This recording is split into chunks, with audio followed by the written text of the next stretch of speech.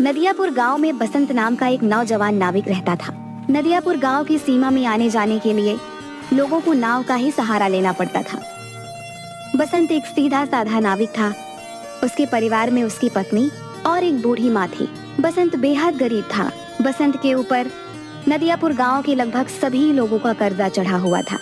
आज बसंत अपनी नाव के पास पहुंचा ही था कि तभी गांव का सेठ धनीराम कुछ लोगों के साथ उसके पास आ धमका। बस बहुत हो गया, अब मामला बर्दाश्त से बाहर होता जा रहा है, समझ गया? पूरे 6 महीने हो गए मुझे बेवकूफ बनाते हुए तुझे। आज मैं अपने पैसे ले जाकर ही रहूंगा, समझा? मुझे कुछ दिनों की मोहलत और दे दो सेठ जी। आप तो जानते ही हो कि इस वक्त धंधा कितना मंदा चल रहा है। अबे तेरा धंधा कोई मंदा नहीं चल रहा। सच तो ये है कि तू मेरे पैसे देना ही नहीं चाहता। नदियापुर गांव में आने के लिए और जाने के लिए नाव का ही सहारा लेना पड़ता है। ऊपर से ये इलाका टूरिस्ट इलाके में भी आता है। सैलानियों की कोई कमी नहीं है यहाँ पर। तेरा धंधा मंदा कैसे बढ़ सकता है बे? सेठ जी, सारे गांव वाले जानते हैं कि मेरी किस्मत कितनी फूटी हुई है।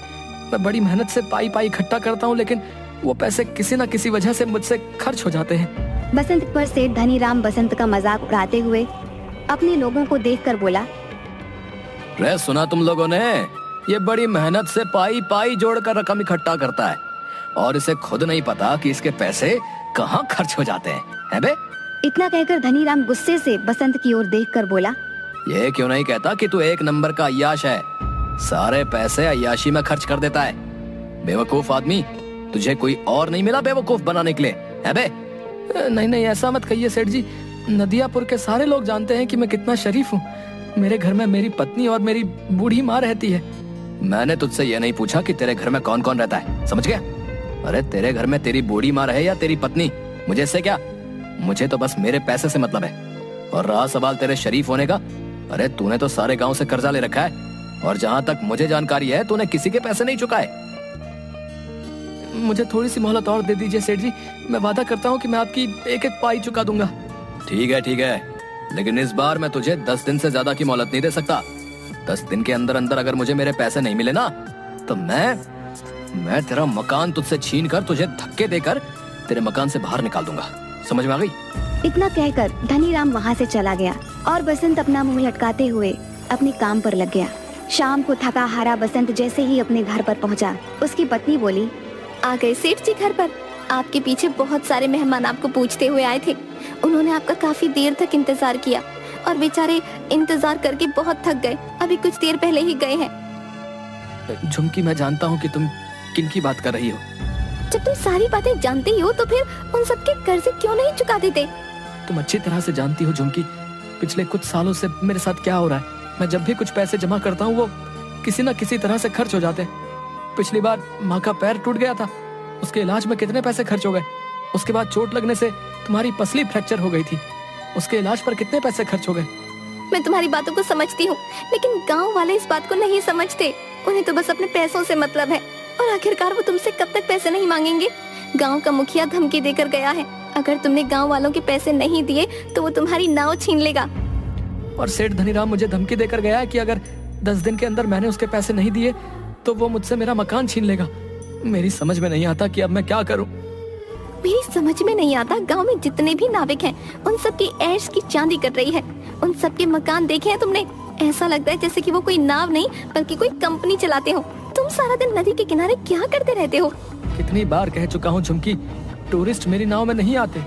ये क्यों नहीं कहते कि तुम्हारी नाव में गांव के भूखे नंगे लोग ही आकर बैठते हैं? उनसे तुम्हें कितनी आमदनी होती होगी। तुम अपनी नाव में नदियापुर घूमने आए सैलानियों को क्यों नहीं बिठाते? जितने भी नाविक हैं वो झूठ बोलकर टूरिस्ट को अपनी नाव में बैठाकर सिर्फ उन्हें चूना लगाते हैं और मुझे झूठ बोलना नहीं आता।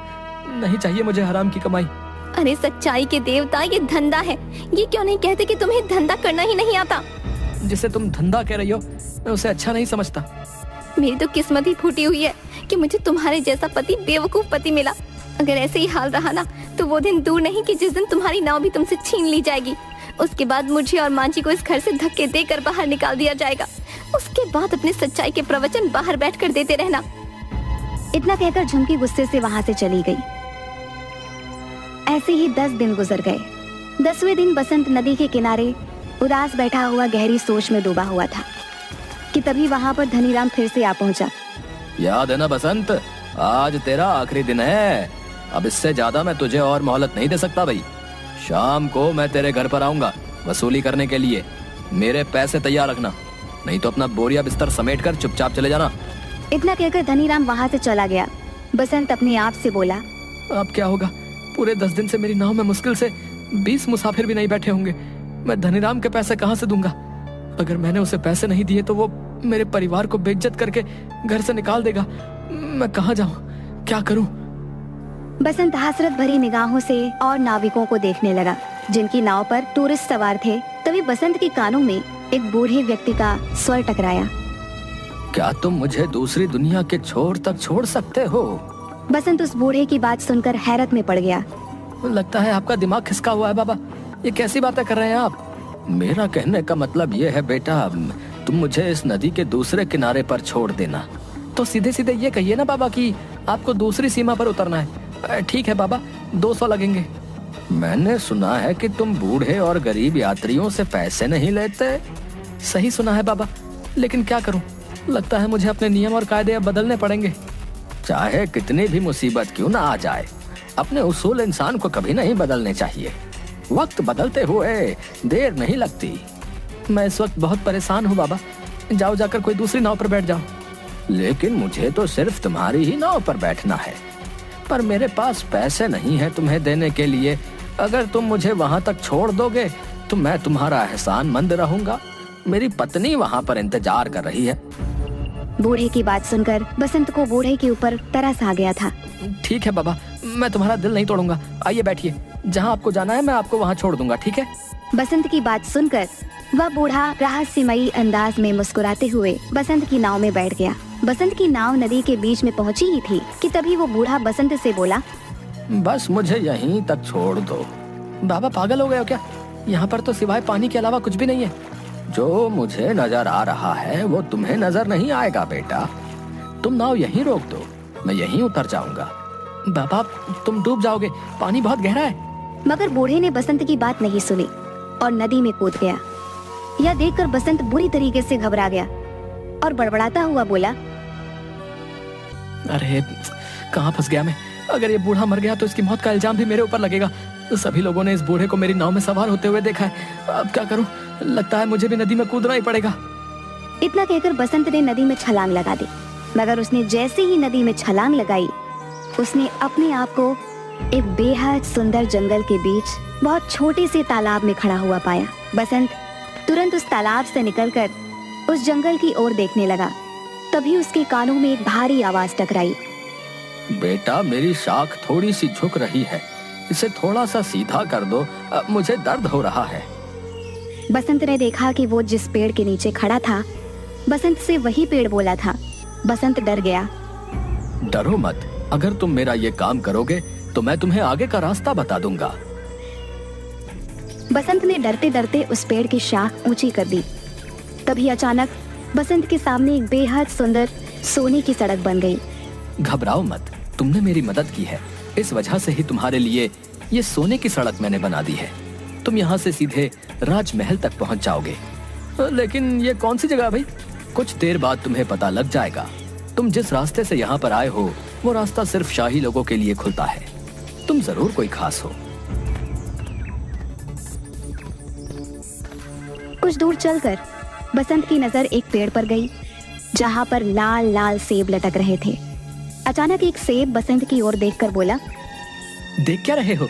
अगर तुम्हें भूख लगी है तो मुझे खा लो। अरे वाह, ये मैं कहाँ आ गया? वो बूढ़ा जरूर कोई मायावी व्यक्ति था। नहीं नहीं, मैं जहाँ पर रहता हूँ वहाँ पर बोलने वाले फल नहीं होते। अगर वो बोलते तो हम बिल्कुल नहीं खाते। तुम वाकई बहुत दयालु लगते हो। तुम्हारा इस जादुई नगरी में स्वागत है। इस सोने की सड़क पर सीधे चले जाओ, कुछ ही देर में तुम महल तक पहुँच जाओगे।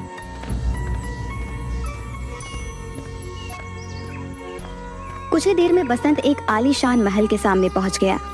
तभी उसके कंधे पर पीछे से किसी ने हाथ रखा। बसंत ने देखा तो सामने वही बूढ़ा खड़ा उसे देखकर मुस्कुरा रहा था। कौन हो तुम और ये कौन सी जगह है? अचानक वह बूढ़ा एक बेहद सुंदर राजकुमार में तब्दील हो गया। ये सारा का सारा राज्य मेरा है। तुम पृथ्वी पर नहीं बल्कि दूसरी एक जादुई दुनिया में हो। दूसरी दुनिया में? मैं कुछ समझा नहीं। दरअसल नदियापुर गांव की नदी के बीच एक दूसरी जादुई दुनिया का द्वार खुलता है।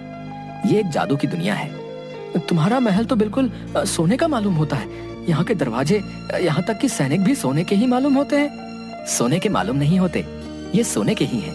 मैं तुम्हें बहुत दिनों से नाव में बैठा हुआ उदास देख रहा था। मैं जानता हूँ कि तुम बहुत अच्छे स्वभाव के हो और तुम्हारी दुनिया में अच्छे व्यक्तियों के साथ अच्छा बर्ताव नहीं होता, जबकि हमारी दुनिया में ऐसा बिल्कुल नहीं होता। इसलिए मुझे लगा तुम्हारी मदद करनी चाहिए। इतना कहकर वो राजकुमार बसंत को महल के अंदर की ओर ले गया, जहाँ पर सोने के सिक्कों के ढेर लगे हुए थे। ये सारे सोने के सिक्के तुम्हारे हैं। तुम्हारी जितनी मर्जी हो यहाँ से ले जा सकते हो और तुम जब चाहो यहाँ पर आ सकते हो। मगर याद रखना, तुम्हें इस बात को हमेशा रहस्य ही रखना होगा। यहाँ तक कि तुम्हें अपनी पत्नी और माँ को भी इस बारे में कभी नहीं बताना। जिस दिन तुम इस राज को छुपाने में नाकामयाब हो जाओगे, तुम्हारे लिए इस दुनिया के द्वार बंद हो जाएंगे, क्योंकि ये यहाँ का नियम है। बसंत ने एक थैले में सैकड़ों सिक्के भर लिए। वो राजकुमार उसे उसी जादुई पेड़ के पास मौजूद उस छोटे से तालाब पर ले आया। तुम इस तालाब में कूद जाओ, तुम अपनी नाव में दोबारा वापस पहुँच जाओगे। बसंत जैसे ही उस तालाब के अंदर कूदा, उसने दोबारा खुद को नदी के बीच में पाया। बसंत उसी दिन वो सारा सोना शहर में बेच आया और उसने गांव में सबके कर्जे चुका दिए। देखते ही देखते बसंत नदियापुर का सबसे बड़ा सेठ बन गया। एक दिन बसंत की पत्नी ने बसंत से कहा, तुमने आज तक नहीं बताया जी कि आखिरकार तुम इतने ढेर सारे पैसे लेकर कहाँ से आए और तुम कुछ दिनों के लिए अचानक कहाँ लापता हो जाते हो। मैंने तुमसे कितनी बार कहा है झुमकी कि मैं इस बारे में नहीं बता सकता। इतना तो मैं जानती हूँ कि तुम कोई गलत काम नहीं कर सकते। अगर तुम नहीं बताना चाहते तो शायद इसमें ही हम सबकी भलाई होगी। बसंत की अमीरी देखकर धनी राम अंदर ही अंदर जलने लगा। एक दिन उसने अपने खास आदमी भीमा से कहा, मेरी समझ में नहीं आता भीमा कि ये बसंत रातों रात अमीर कैसे बन गया। मैं सोच रहा था कि इसके मकान और उसकी नाव पर कब्जा कर लूंगा, लेकिन इसने तो मेरे सारे पैसे लौटा दिए। सिर्फ आपके ही नहीं सेठ, उसने सारे गांव वालों के पैसे लौटा दिए। आज गांव में सबसे आलीशान हवेली उसकी बनी हुई है, और तो और नदियापुर में सारी नाव का मालिक बसंत ही है। हाँ मुझे पता है, और वो टूरिस्ट से बहुत कम पैसे लेता है, और गांव के लोगों को तो वो मुफ्त में ही नाव में बैठाने का काम करता है। मेरा धंधा भी चौपट हो गया। दाल में जरूर कुछ ना कुछ काला है। जाओ जाकर पता करो कि आखिर माजरा क्या है। जाओ। मैंने पता कर लिया है। क्या मतलब? कुछ दिनों पहले मैं उसका चुपके से पीछा कर रहा था। अचानक मैंने देखा कि वो बीच नदी में कूद गया और कुछ ही घंटों के बाद वो वापस आ गया। उसके हाथ में एक थैला था जो सोने से चमक रहा था। बेवकूफ आदमी, ये बात तूने मुझे पहले क्यों नहीं बताई? इसका मतलब कि नदी के बीचों बीच जरूर कोई सोने की सुरंग है जो उसके हाथ लग गई है। मुझे अभी ले चलो वहां पर।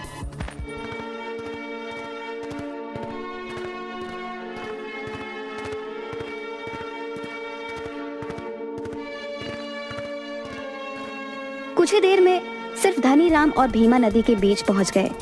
क्या तुम्हें यकीन है भीमा की बसंत यहीं कूदा था? जी, मैंने उसे ठीक इसी जगह छलांग लगाते हुए देखा था। तो फिर देर किस बात की है भीमा? चलो अब हम दोनों साथ साथ कूदकर उस सोने की सुरंग में पहुंच जाते हैं और सारा का सारा सोना आज ही निकाल लेते हैं। आपने तो मेरे मुंह की बात छीन ली। इतना कहकर वह दोनों नदी में कूद गए। अचानक बहुत तेज एक पानी की लहर आई। भीमा और धनी राम डूबकर मर गए। बसंत ने आज तक उस रहस्यमयी कहानी के बारे में किसी को नहीं बताया था।